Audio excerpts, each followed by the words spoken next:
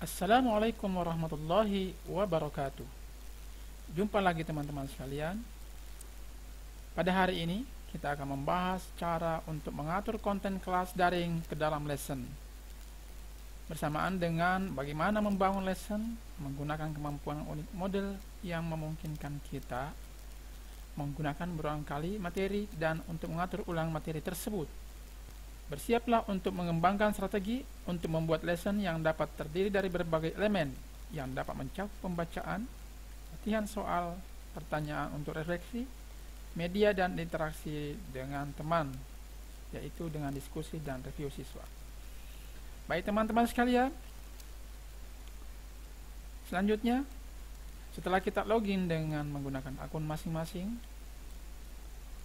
ya tentunya kita membuat dulu sebuah topik, dan topiknya seperti ini: membuat materi pembelajaran di activity lesson. Selanjutnya kita pilih add an activity dan kita cari activity yang bernama lesson, dan seperti ini ya tampilannya. Baik, saya akan menjelaskan fitur-fitur yang ada pada setting activity lesson ini. Perlu diketahui bahwa jika ada simbol seperti ini, tanda seru yang berwarna merah, itu artinya kita tidak boleh membiarkan kosong ya field yang ada di sini, itu wajib diisi. Oke. Ya, oleh karena itu mari kita sama-sama mengisi hal-hal yang perlu untuk kita isi dalam pengaturan ini. Baik, yang di sini ada general, yang di dalamnya ada name.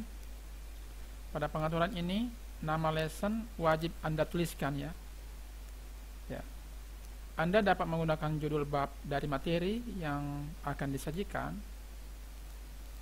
dan pada description kita bisa mengisi deskripsinya di sini. Jika ingin menampilkan, dicentang, jika tidak, diuncentang. Baik, coba kita isi ini. Misalnya saya sebagai guru bahasa Arab dengan materi, ya silakan diisi deskripsinya sesuai dengan kebutuhan. Selanjutnya kita akan mengatur di appearance. Saya kira ini kita lewatkan saja. Kemudian availability, kita bisa membatasinya, materi ini diakses mulai kapan dan deadline-nya kapan. Kemudian kita juga bisa memberi time limit ya, siswa ini harus selesai dalam waktu 90 menit. Ini sama pengaturannya dengan ketika ujian atau hal lainnya di kuis. Kemudian kita juga akan memberikan sebuah protek ya. Dalam hal ini biasa kita kenal dengan token ya. Di sini bisa saja kita berikan token, dan kalau tidak ingin ya di nol aja. Oke. Flow control, saya kira kita lewatkan saja flow controlnya. Oke, kemudian grade. Nah, grade ini nilai maksimum yang kita akan berikan berapa, 100 kah atau bagaimana. Kemudian grade to pass, nilai KKM ya. Silahkan diisi teman-teman sesuai dengan kebutuhan. Kemudian pada restrict access ya, kita bisa memasukkan persyaratan-persyaratan bagi siswa yang ingin mengakses materi mufradat al-yaumiyah ini. Misalnya Jika kita ingin memberi persyaratan aktivitas, ya seperti ini kita pilih. Nah, misalnya di materi sebelumnya ada lomba Hari Pahlawan misalnya. Jika seorang guru menginginkan agar materi lomba Hari Pahlawan ini wajib diakses sebelum memilih atau sebelum mengakses materi mufradat ini, maka inilah persyaratannya. Ya. Jadi persyaratan by activity. Dengan seperti ini artinya si siswa wajib menyelesaikan materi di lomba Hari Pahlawan sebelum dia mengakses materi mufradat al-yaumiyah. Jika ingin lagi ditambahkan persyaratan berupa waktu, itu bisa-bisa saja. Ya. Siswa boleh mengakses materi ini nanti pada pukul 20 malam. Itu boleh-boleh saja. Mau menambahkan lagi persyaratan grade, ya. Misalnya siswa yang ingin mengakses materi ini wajib menyelesaikan tugas pas tematik ganjil 2020 dengan minimal nilai KKM. Misalnya KKM 89. Ya, itu boleh-boleh saja. Dan seterusnya dan seterusnya. Kemudian di activity completion kita akan membuat sebuah tanda, ya, tanda di mana ketika siswa selesai mengakses materi tersebut ada tanda centang. Ya, ini secara otomatis ya. Kalau saya pilih yang tengah, itu memungkinkan siswa untuk memberi centang sendiri pada materi yang dia sudah akses. Tapi cara ini memberi peluang kepada siswa, ya bisa saja dia belum mengakses materinya tapi dia bisa mencentang sendiri. Tapi kalau yang ini, show activity as complete when condition are met, dia tidak bisa melakukan itu kecuali dia betul-betul sudah mengakses materi tersebut. Karena yang mencentang ini adalah sistem yang menandai. Ya, apalagi kalau kita aktifkan ini student must view. Ya, siswa harus mengakses materi tersebut sampai komplit. Oke. Ya.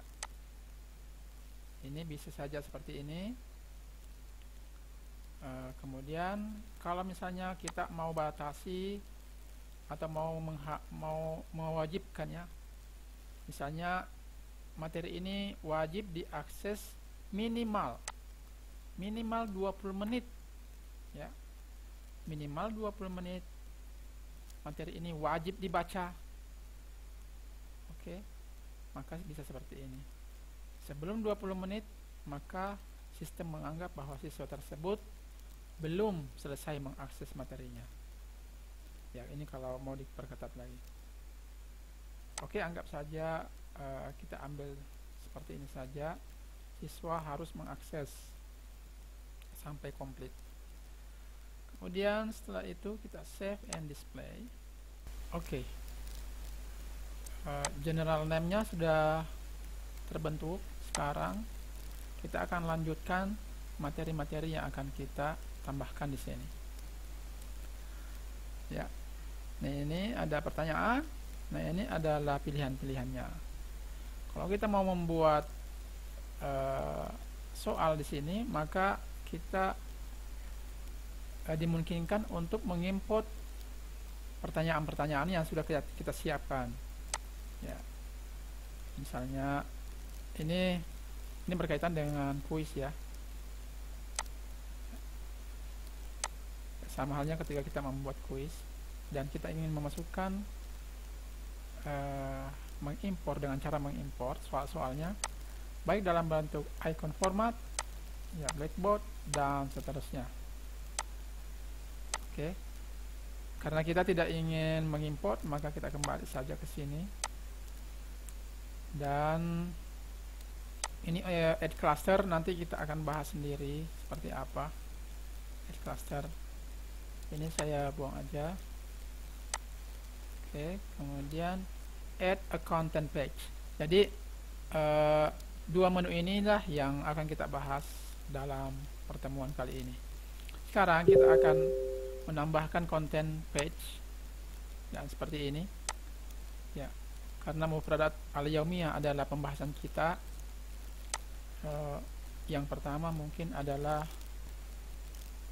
ini kata benda. Oke, kemudian materinya di sini ya, page content. Oke, berikut ini ya, ini sampel saja ya. Kemudian berikutnya ya,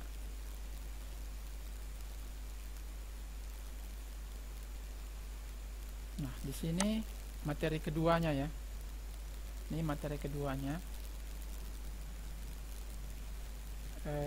berada di halaman kedua nanti. Jadi di sini ini adalah materi keduanya adalah kata benda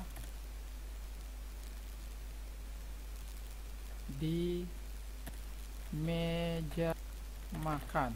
Oke. Kemudian dia akan melompat ketika diklik nanti tulisan ini, dia akan lompat ke ya di next page aja dulu.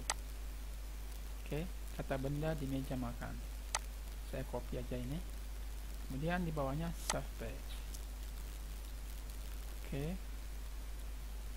Nah, ini sudah ada kata benda. Dan selanjutnya add new page. New page-nya adalah add content page. Oke. Nah, di sini adalah halaman keduanya, kata benda di meja makan. Dan saya akan membuat konten lagi di sini berikut ini. Oke. Nah, kemudian berikutnya di page berikutnya ini ya, ini wajib diisi ya, perhatikan ya, bukan lagi di meja makan. Di halaman berikutnya kita akan membuat materi kata benda di sekitar rumah. Oke, dan dia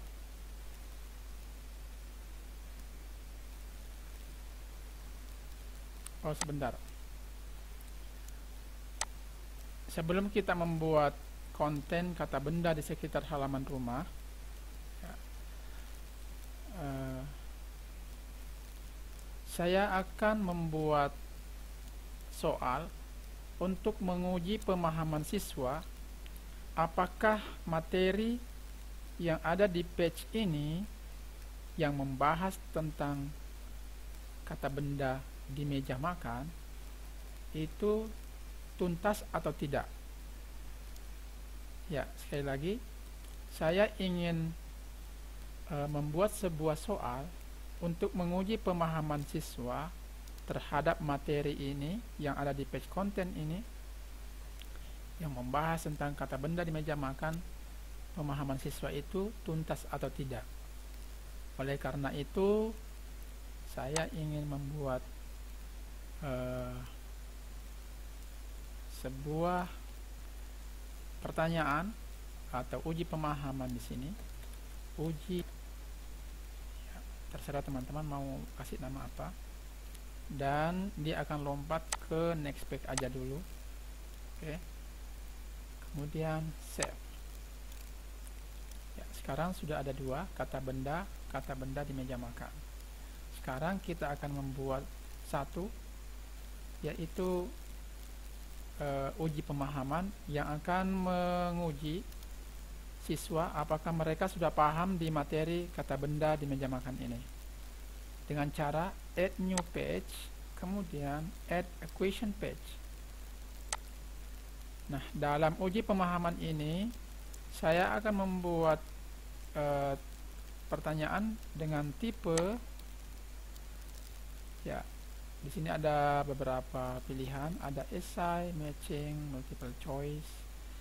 Ya, saya ingin memilih short answer saja, dan ini true false, short answer, kemudian multi choice dan matching itu jawaban siswa akan diperiksa secara otomatis, kecuali essay itu manual. Ya, saya akan menguji pemahaman siswa berupa soal short answer, kemudian add question. Oke. Uji, ingat baik titelnya tadi adalah uji pemahaman siswa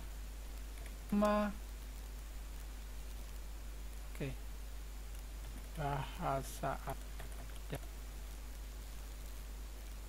piring.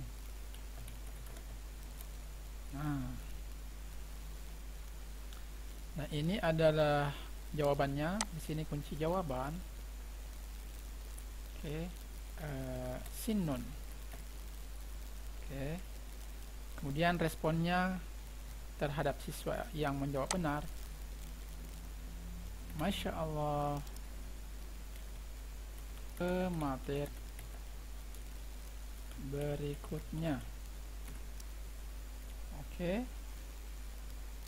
Tentu saja kalau dia benar, dia akan next page untuk melanjutkan materi berikutnya, dan kita kasih dia skor nilai 1 atau 10, terserah teman-teman. Ya, ini sinon misalnya di awalnya adalah huruf besar, dan kita benarkan juga ini di answer 2, di jawaban nomor 2. Dia misalnya menjawab juga sinon, tapi semuanya huruf besar sinon, dan itu kita benarkan. Maka kita harus membuat jawaban yang kedua dengan jawaban yang benar tentunya, dan ya kita bikin responnya juga dengan respon yang sama, dan dia akan lanjut juga ke hal berikutnya dengan nilai 1 juga. Demikian dengan answer ketiga, ketika misalnya ada 3 pilihan jawaban yang benar, tinggal di input ya dengan proses yang sama dan seterusnya. Nah, all other answer maksudnya adalah jika siswa menjawab selain dari jawaban yang benar, dalam hal ini adalah jawaban yang salah ya, kita memberi respon dari jawaban yang salah, misalnya atau apa ya, silakan memberi respon yang positif tentunya meskipun jawabannya salah. Ananda baca kembali materinya.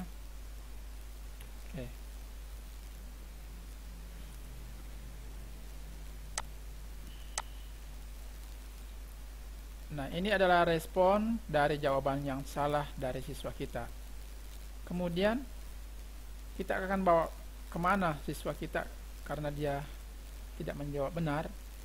Ya, all other answer jump. Ya, kita bawa ke materi kata benda di meja makan karena dia belum paham. Dengan skor 0. Seperti itu ya. Jadi sekali lagi, anak-anak yang menjawab salah kita bawa dia ke materi sebelumnya. Kemudian save page. Ya, ini sudah ada 3 kata benda, kemudian kata benda di meja makan, kemudian uji pemahaman terhadap kata benda di meja makan. Nah, selanjutnya bagi siswa yang menjawab benar, dia akan lanjut ke materi berikutnya. Kita bikin lagi materinya, add content page. Ya, tadi kata benda di meja makan, sekarang kata benda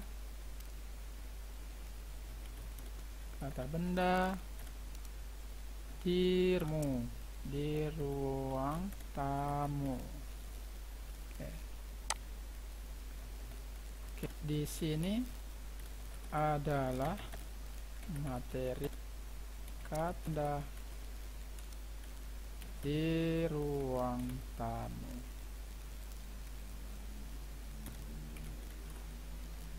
Oke. Nah, selanjutnya jika kita ingin membuat lagi uji pemahaman terhadap materi kata benda di ruang tamu ini, ya kita buat lagi di sini uji pemahaman. Kemudian ini adalah next page. Oke. Tapi setelah kita membuat semuanya, anggaplah kita sudah berada di penghujung materi ya. Kita sudah membuat banyak materinya dilengkapi dengan uji pemahaman. Maka yang terakhir kita lakukan adalah ya end of lesson. Oke. Dengan judul di sini adalah finish. Ya. Selanjutnya adalah save page. Ya, selesai. Ya, seperti ini ya teman-teman sekalian, cara membuat lesson. Ya, cara membuat activity lesson di Moodle. Baik teman-teman sekalian, saya kira cukup sekian materi pada kesempatan ini. Sampai jumpa pada materi berikutnya. Wassalamualaikum warahmatullahi wabarakatuh.